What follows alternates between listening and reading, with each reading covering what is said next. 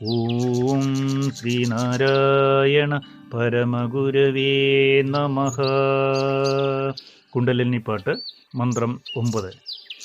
നാദത്തിലുണ്ടാം നമ ശിവായ പൊരുൾ ആദിയായുള്ളതെന്നാടുപാമ്പേ.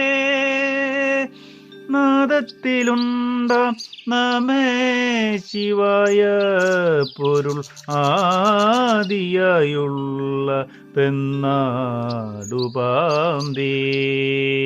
ഓം ശ്രീനാരായണ പരമഗുരവേ നമഃ. ഓം ശുഭദിനം, സുപ്രഭാതം. ഏവർക്കും വിനീതമായ നമസ്കാരം.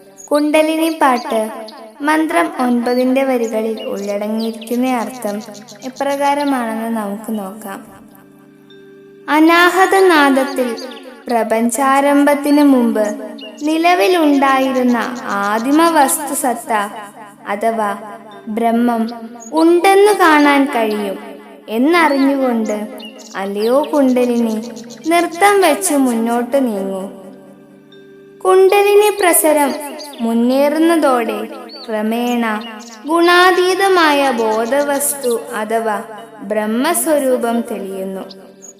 ശുദ്ധമായ ബോധത്തിനുള്ളിൽ മായാസ്പന്ദനം സത്വരജസ്തമോ ഗുണങ്ങളെ വേർതിരിച്ച് കൂട്ടിക്കലർത്തുന്നതോടെയാണ് മൂർത്തിഭേദങ്ങൾ വെളിപ്പെടുന്നത്. ഇങ്ങനെ ഗുണഭേദം അംഗീകരിച്ച് ഒരേ ആത്മാവ് തന്നെയാണ് ബ്രഹ്മ വിഷ്ണു മഹേശ്വരന്മാരെന്ന ത്രിമൂർത്തികളായി വേർതിരിയുന്നത്.